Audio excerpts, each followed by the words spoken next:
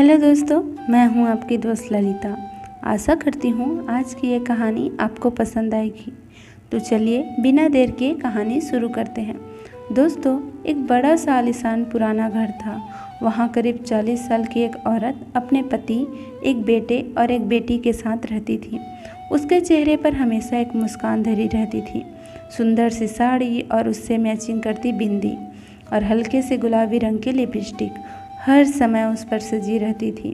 अपनी उम्र की गहरी होती लकीरों को फाउंडेशन की परत से छुपाने की कोशिश करती। वह एक चलती फिरती सुंदर तस्वीर ही लगती थी। घर के छोटे से बगीचे में हरे भरे सुंदर फूलों के पौधे करीब से गमलों में लगे थे। मन दरवाजे से अंदर घुसते ही भगवान जी की एक सुंदर बड़ी सी मूर्ति स्थापित थी और मोंगरा अगरबत्ती की खुशबू का झोंका यकायक सांसों को महकाने लगते थे।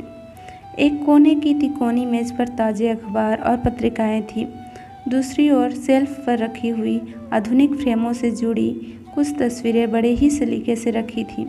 उस बड़े से हॉल में से एक दरवाज़ा किचन की ओर खुलता था, जहां सलीके से रखे बर्तन और वहां की साफ सफाई उस औरत की सुंदरता को दिखला रहे थे। सामने वाली दीवार पर एक बड़ी सी पेंसिल स्केच वाली एक ड्राइंग फ्रेम में लगी बड़ी प्यारी लग रही थी और उसके कोने में उस औरत का नाम लिखा था। अपने हाथ में एक कपड़ा लिए वह डाइनिंग टेबल पर रखी प्लेटों को पोंछ रही थी।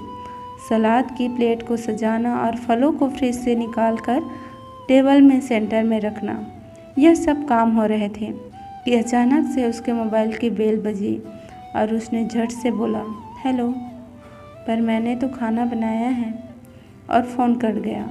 फिर उसके चेहरे पर थोड़े मायूसी के बादल आए, पर दूसरे ही पल वह सहज हो गई, क्योंकि बच्चों को स्कूल से वापस आने का समय हो रहा था। इसी दिनचर्या में से समय निकाल कर वह औरत बाहर भी जाती थी, बच्चों की किताबें लेने, साहब की पसंद की सब्जियां लेने, घर को घर बनाए रखने के लिए सामान लेने। स्कूल से घर लौटते अपने बच्चे को दोनों बाहों में भर लेती और बच्चों के साथ पति का इंतज़ार करने लगती।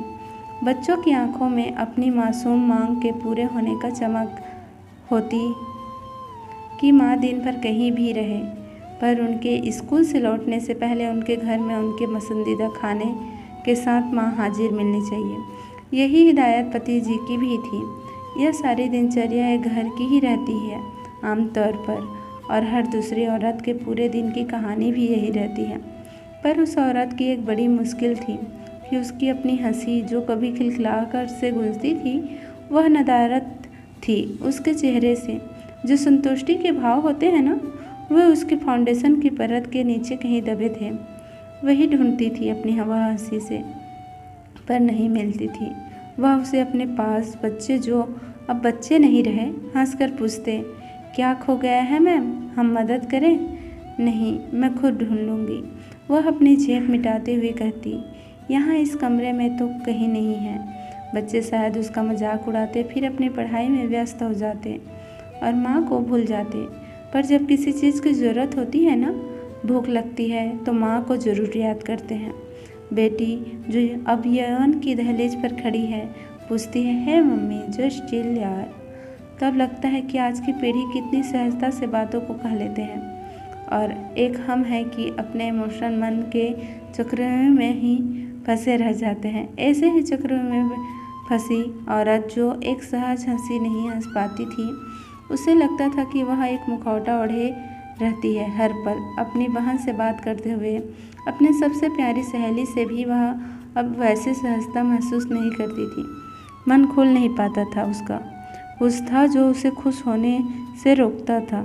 शाम हुई और बच्चे घर से बाहर खेलने निकले तो वह चुपचाप अपने कमरे में गई, साड़ी उतारी और अपने ब्लाउज की दाहिने बाजू को जरा सा खिसकाया और सामने की टेबल पर रखी बेटनोवेट की स्क्रीन क्रीम को दाहिने कंधे पर दिख रहे गहरे लाल रंग के बड़े से निशान पर मला और वापस ब्लाउज को ठीक से पहनकर दोबारा साड़ी ओढ़ ली।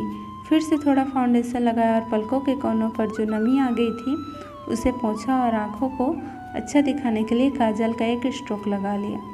फिर से वही गुलाबी रंग की लिपस्टिक लगाई और अपने होठों पर एक मुस्कान को भी सजा लिया। तो क्या यह एक घाव था जो उसे हंसने से, खिलखिलाने से रोकता था? शादी के 18 सालों में जाने कितने ऐसे घाव हो वह छुपा छुपा कर रखती थी। चुपके से मलहम लगाकर, एक झूठी मुस्कान सजाकर सहज होने की कामयाब कोशिश करती थी। शरीर के घाव तो वेट लगाकर भर लेती थी, पर उसकी आत्मा पर जो जख्म थे उनके लिए कोई दवा नहीं थी। वह रिश्ते थे, दर्द भी करते थे पर दिखते नहीं थे किसी को भी। रात को जब बच्चों को खाना निपटा कर तो पतिदेव की कार का हॉर्न सुनते ही वह पलक कर दरवाज़ा खोलने गई। आज कुछ ज़्यादा काम था, थोड़ा हिचकिचाहट के साथ पूछा। कोई जवाब नहीं मिला।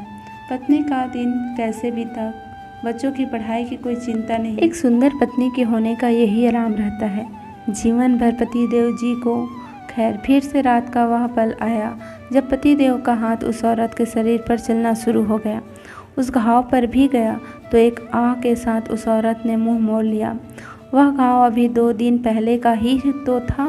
थोड़ी देर में फिर वही खिंचातानी। वह औरत अपनी दबी सी आवाज़ में सिसक रही थी, पर पतिदेव को इस बात से कोई फर्क नहीं पड़ता। यह खिंचातानी ज़्यादा देर तक नहीं चला, क्योंकि बिल्कुल साथ वाला कमरा बच्चों का था। वह रात एक और नया घाव छोड़ गई। उसकी आत्मा पर और उसके शरीर पर के घाव और गहरा गई।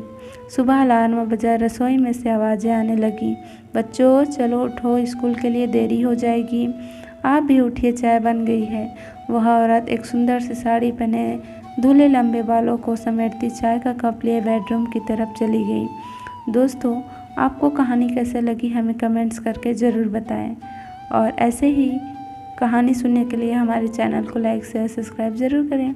धन्यवाद। राधे राधे।